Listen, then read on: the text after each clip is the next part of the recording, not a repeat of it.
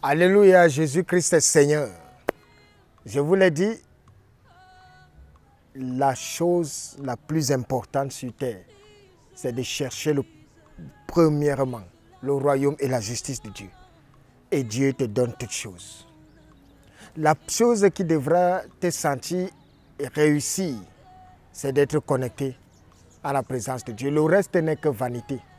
Mais quand je dis le reste n'est que vanité, ça ne signifie pas que tu n'as pas besoin de ça. Car Christ a dit, cherchez premièrement le royaume et la justice de Dieu et toutes choses vous seront données par-dessus parce que votre Père sait ce dont vous avez besoin. Vous avez besoin de vêtements pour vous vêtir. Vous avez besoin de nourriture. Vous avez besoin de vous épanouir. Votre Père céleste sait ce dont vous avez besoin. Alors, je voudrais une fois de plus interpeller le peuple de Dieu. Aujourd'hui, je viens te parler d'un sujet qui fâche. Oui, sujet qui fâche parce que chaque fois que je l'évoque souvent, ça me vaut la colère et la haine de plusieurs hommes de Dieu. Il y a eu une manipulation dans l'œuvre de Dieu. Dans l'œuvre de Dieu parce que beaucoup sont venus avec des messages qui n'étaient pas des messages de Dieu. Beaucoup sont venus avec des messages qu'ils ont cru comprendre de Dieu et ça a engendré la division.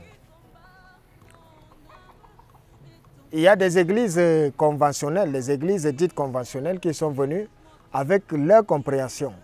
Et je voudrais d'abord vous dire prime abord,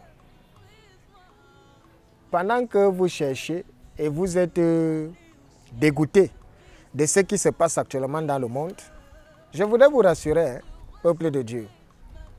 L'Église, comme je l'ai dit une fois lors de d'une des émissions, l'Église n'est pas l'Église, les baptistes de pierre et de bois n'ont rien à voir avec la maison de Dieu. La maison de Dieu, c'est le cœur des hommes. C'est ça l'Église. Ceci étant, les églises conventionnelles sont venues et lorsqu'elles sont arrivées, elles ont manipulé l'opinion publique avec un message. Et au travers du foisonnement d'églises qu'on retrouve aujourd'hui, c'est parce que plusieurs ne se sont pas arrangés au seuil même de l'église. C'est pour ça qu'avec des divergences, avec des contradictions, avec des compréhensions, ils ont commencé à se diviser, ça a commencé à aller de partout dans tous les sens. Comme hier, l'Église catholique est venue nous dire que le pape était le représentant direct de Dieu sur terre. Moi, avant, je savais que le pape était une divinité en nul autre pareil. Parce que c'est ce qu'on nous mettait dans la tête. Je savais que pour être pape, c'était un choix direct de Dieu. Ça, c'est ce qu'on nous a dit. Mais ça aussi, c'est le plus grand mensonge qui puisse exister. Pourquoi? Parce que lorsque le Seigneur m'appelle à son œuvre, un jour, nous étions en train de voir, mon père et moi, mon feu papa, nous étions en train de suivre en direct la messe pontificale du 24 décembre. Et tellement nous étions concentrés que mon papa m'a dit, tu vois cet homme-là, Dieu lui parle directement comme il te parle à toi. Je précise et présume même que vous êtes dans les mêmes sphères. Et mon papa était surpris quand je lui ai dit, Dieu ne parle pas à cet homme. Vous savez ce qu'il m'a dit? Il m'a dit, mon fils, les choses comme ça, il ne faut jamais dire ça en public, on peut nous lyncher. Et je lui ai demandé pourquoi. Il m'a dit, non, tu sais, pour être pape, ce n'est pas n'importe qui. Parce que j'ai compris que ce que je lui disais, il n'y croyait pas. Il était dans la religion, comme tout le monde. Mais moi, je suis resté maudit, je lui ai dit impossible. Le Christ m'a dit qu'il ne parle pas directement à cet homme. Ça, c'est les églises conventionnelles qui sont venues avec. Et aujourd'hui, des églises dites des réveils sont venues avec le concept du parler en langue. Le parler en langue, c'est biblique. Oui, le parler en langue est réel. Oui, je suis d'accord. Mais ce qui se manifeste aujourd'hui dans des églises baptistes de pierre et de bois, là, ça n'a rien à voir avec le parler en langue. Et ça, chaque fois que je le dis, ça me vaut des haines, des insultes et la colère des gens. J'accepte Parce que le but ici n'est pas que vous soyez content, que vous acceptiez. Mais je voudrais que le peuple de Dieu connaisse la vérité. Et comment connaître la vérité si je ne médite pas les Saintes Écritures? Je vais t'inviter à ouvrir ta Bible dans le livre des Corinthiens, 1 Corinthiens chapitre 14. Médite-le. C'est quoi le parler en langue? Pourquoi aujourd'hui et comment se manifeste le parler en langue? Comment reconnaître le parler en langue? Qu'est-ce qui se passe réellement? C'est ce que les églises dites de réveil sont venues avec un concept pour pouvoir mettre à mal les églises conventionnelles. Et puisque c'est des stratégies, comme je l'appelle généralement le Dieu business, parce que Dieu est devenu un business. Un business, pourquoi? Parce que c'est dans la maison de Dieu qu'il faille venir faire des montages, qu'il y a la maison de Dieu qu'il faille venir faire du cinéma. Au nom de Jésus, au nom du Saint-Esprit, les gens blaguent avec la puissance de feu. Et c'est pour ça que vous assistez. Et quand Dieu frappe des uns des autres, on dit toujours non, il a fait son temps. Voilà pourquoi Dieu l'a enlevé pour qu'il ne voie pas la corruption de ce monde. Oui, c'est fort, hein? Alors, une fois de plus, je vais revenir sur le sujet. Le parler en langue n'est pas le plus grand don du Saint-Esprit. Il faudrait déjà que les hommes le sachent. Parce que c'est l'impression que les églises dites des réveils veulent faire croire et comprendre aux uns et aux autres. Le parler en langue n'est pas le plus grand don du Saint-Esprit. Le parler en langue était juste une manifestation. Comment vous expliquer ça? Dieu voulait impressionner les païens au travers du parler en langue. Le parler en langue, selon l'Esprit de Dieu, comme il doit se manifester, n'a rien à voir avec ce qui se fait aujourd'hui. Comment est-ce qu'on reconnaît le parler en langue et comment il se manifeste-t-il? Premièrement, le parler en langue ne peut se manifester sans le baptême du Saint-Esprit. Ou même s'il se manifeste, il faudrait que le baptême du Saint-Esprit soit établi dans le cœur. Je m'explique. Il y a combien de baptêmes? On va te dire qu'il y a le baptême du Saint-Esprit. Mais on ne veut pas reconnaître.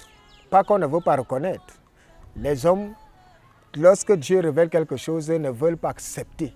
Ça dérange. Le Christ m'a mandaté pour dire des choses. Et je les dirai toujours, quitte à ce qu'elles plaisent ou qu'elles ne plaisent pas, moi je dirai toujours ce qui m'a été donné. Parce que ce qui m'a été donné par Jésus, aucun homme ne peut me l'arracher. Voilà pourquoi. Pour que nous n'en ignorions, c'est quoi le baptême? Pourquoi je dois me baptiser? Pourquoi le parler en langue et tout ça? Il faudrait connaître d'où tout cela sort. Le baptême est ancien, ce n'est pas nouveau. Le baptême est une première alliance parce que l'alliance, quand je vous parle souvent d'avoir une alliance, il faut bâtir une alliance avec Dieu pour que dans l'alliance, Dieu te dit ce qu'il doit faire, les obligations, les responsabilités qu'il a vis-à-vis de toi. Maintenant, pour démontrer à Dieu que tu as accepté d'être en alliance avec lui, c'est là où tu vas contacter un baptême. Ensemble, le baptême est l'acceptation de l'alliance. Et jadis, le premier baptême qu'il a instauré, c'était la circoncision avec Abraham. Lorsqu'il finit d'établir l'alliance avec Abraham, il dit à Abraham que maintenant, pour prouver et reconnaître que tu as accepté d'être en alliance avec moi, tu vas circoncire tout mâle de ta maison. Tu vas les circoncire. Voilà le premier baptême. Et maintenant, quand le peuple de Dieu avançait, quand ils arrivaient dans une nation, la condition pour que vous deveniez un, c'était que tous les hommes de cette nation devaient aussi se circoncire pour pouvoir être dans l'alliance avec Israël. Alors, voici venu maintenant le second baptême, le baptême d'eau. Le baptême d'eau qui était le baptême qui est venu avec Jean. Jean, quand il vient avec le baptême d'eau, il dit, mon baptême est un baptême de préparation. Mon baptême est un baptême de repentance. D'ailleurs, quand il baptisait le Christ, quand il s'est retrouvé devant Christ, n'a-t-il pas refusé de baptiser Christ? Pourquoi? Parce qu'il a dit à Christ, non, je veux plutôt que toi tu me baptises. Parce que ton baptême est un baptême de feu. Ton baptême est le baptême qui ouvre les portes pour le royaume des cieux. Moi, mon baptême est un baptême qui ne donne que la repentance et qui n'apporte que la préparation. Alors, Jean vient avec le baptême d'eau. Aujourd'hui, des églises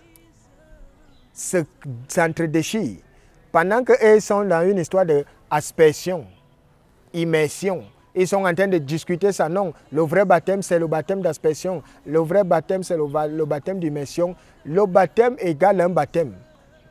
Point final. Dieu n'a pas besoin de ci ou ça, parce que ce n'est pas ce baptême-là qui apporte la vie, mais c'est le baptême du Saint-Esprit. Alors, le baptême du Saint-Esprit, qui vit avec le baptême du Saint-Esprit, c'est le Christ. Et comment il se répand? Par imposition de main. Et lorsque le baptême du Saint-Esprit est descendu, la première preuve, c'est que Christ n'a jamais baptisé un homme. Même ses disciples, ils ne baptisaient pas. Mais le baptême qu'il est venu avec, les premières personnes qu'il a impactées, c'est ses disciples. Il les a baptisés de quoi?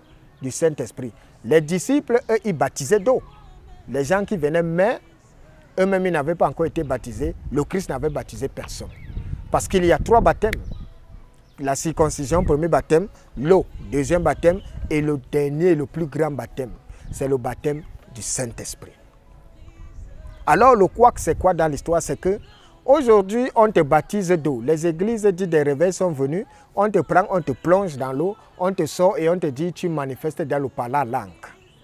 C'est une grossière erreur. On ne peut ne pas te baptiser d'eau et tu parles en langue. Ce n'est pas le baptême d'eau qui vient avec le parler langue. Sauf comme ils veulent justifier ou ils veulent greffer le baptême du Saint-Esprit avec le baptême d'eau. Parce que c'est ce qu'ils veulent faire. On ne peut pas te baptiser d'eau, tu parles la langue. Et le parler en langue n'est même pas obligatoire. Mais d'aucuns veulent te dire que pour être réellement enfant de Dieu, il faudrait que tu parles en langue. Donc ils veulent estimer que ceux qui ne parlent pas langue ne sont pas de Dieu, oubliant que le parler en langue même, c'était juste une démonstration de vouloir impressionner les païens. Et ça choque beaucoup. Méditez le livre de 1 Corinthiens chapitre 14. Vous verrez là que l'apôtre Paul a été clair quand il a parlé du baptême du Saint-Esprit. Il reconnaît que c'est... Et Jean-Baptiste lui-même reconnaît d'abord que son baptême ne peut pas sauver. Mais comment les hommes aujourd'hui, eux, ils veulent imposer que c'est le baptême de Jean-Baptiste qui vient avec le salut. Or, c'est le baptême de Christ qui s'est fait par position de main. Déjà qu'il faudrait savoir, le vrai baptême se trouve d'abord dans le cœur, comme l'Église. Avant de recevoir un baptême, il faudrait d'abord que dans le cœur, on soit baptisé. Et lorsqu'on est baptisé dans le cœur, l'eau n'est que la manifestation. L'eau devient juste la formalité, comme l'imposition de mains.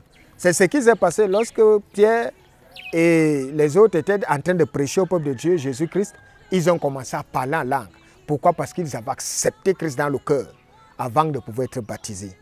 Comme pour rejoindre ce que je ne cesse de dire, l'Église, c'est dans le cœur. Et alors, avant de se faire baptiser, il faut d'abord, le premier baptême, c'est dans le cœur. Quand tu acceptes Jésus, le reste, là, c'est une formalité.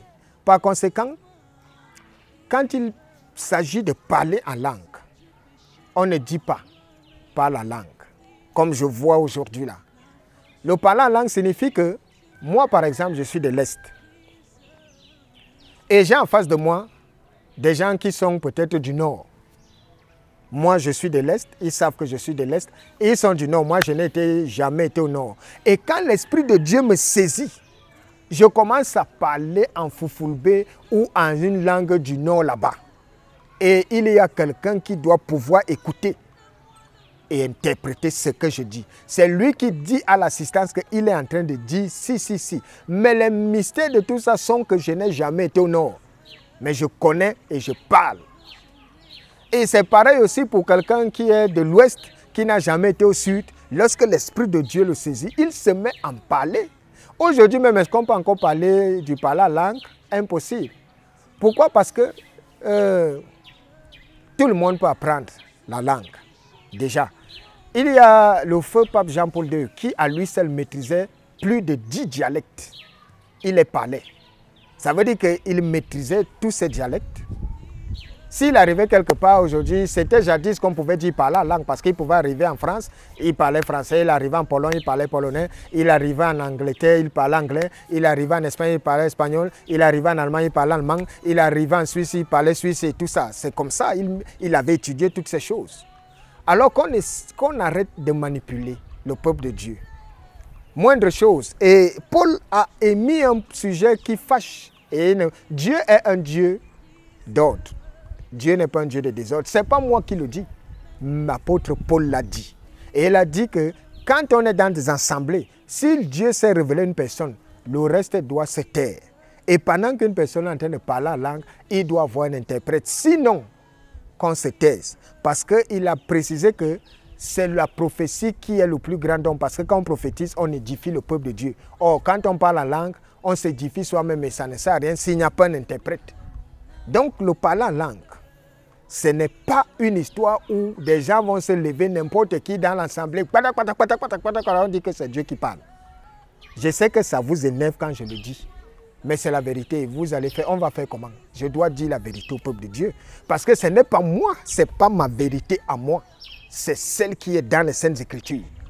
C'est pour ça que je vous demande, méditons la parole ensemble. Pour que nous décelons le vrai du faux. Alors, il est inadmissible que l'œuvre de l'Esprit, on te dise que quand le Saint-Esprit est en quelqu'un et qu'il commence à parler en langue, c'est plutôt à quelqu'un qui doit te dire à côté, parle en langue maintenant. Ou je vois dans d'autres trucs, on commence, il y a déjà des écoles pour apprendre aux gens à parler en langue. L'œuvre de l'Esprit, on apprend à quelqu'un à parler en langue, mais c'est le plus grand mensonge qui puisse exister. C'est une aberration, c'est un manque de respect au Saint-Esprit. Parce qu'on ne manipule pas et on ne jongle pas avec le Saint-Esprit. Ou c'est ça ou ce n'est pas ça. Alors le parler en langue est mystère, mais ce n'est pas un don qui puisse impressionner. Moi, le Christ m'a appelé, j'avais 8 ans. Et quand il m'a appelé, moi qui suis là, je souhaite, si je peux aussi parler en langue. Mais il ne m'a pas appelé à ça, parce que c'est l'Esprit qui décide. Pourquoi je ne parle pas en langue? Je vais commencer à chercher à parler en langue. Je vais commencer à forcer. Oui, il y a certains hommes de Dieu qui m'ont dit, non, pour que Dieu t'écoute souvent, il faudrait que tu entres dans une dimension où tu parles en langue. Pendant ce temps, dès que tu commences à prier, quand tu enchaînes avec le parler en langue, je lui ai dit, mais le parler en langue dont tu me parles, c'est quoi?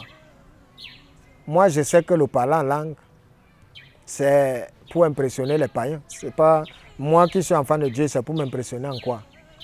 Alors, peuple de Dieu, je ne vous parle pas de mes restrictions personnelles. Je ne vous parle pas de mes convictions personnelles. Je vous parle de ce qui est écrit et qu'on ne vous dira jamais. Allez lire le livre de Corinthiens. Vous verrez ce que Paul a dit là-dessus. Et aucun de ces hommes n'applique ça. Parce que Paul a été très clair. Il a dit que Dieu n'est pas un Dieu de désordre. Et il a expliqué comment se manifeste le parler en langue. Donc ce que je vous dis ici, ce n'est pas moi qui vous explique, c'est ce que Paul a dit. Mais aujourd'hui, les gens font à leur guise. Ça va dans tous les sens. Et moins de choses, les gens sont prêts à envoyer le feu. Dès que tu vas parler à quelqu'un, prêt, il veut déjà t'envoyer le feu. Ok, comme il y a Faya, il y a Wata aussi. Soyons sérieux lorsqu'on parle de Dieu et craignons Dieu. Parce que Dieu est souverain. Alors que le Seigneur bénisse sa parole abondamment. Si vous avez des préoccupations, je suis disposé. Le numéro s'affiche au bas de l'écran. Servons pour la gloire de Dieu et que le Seigneur nous accompagne. Shalom.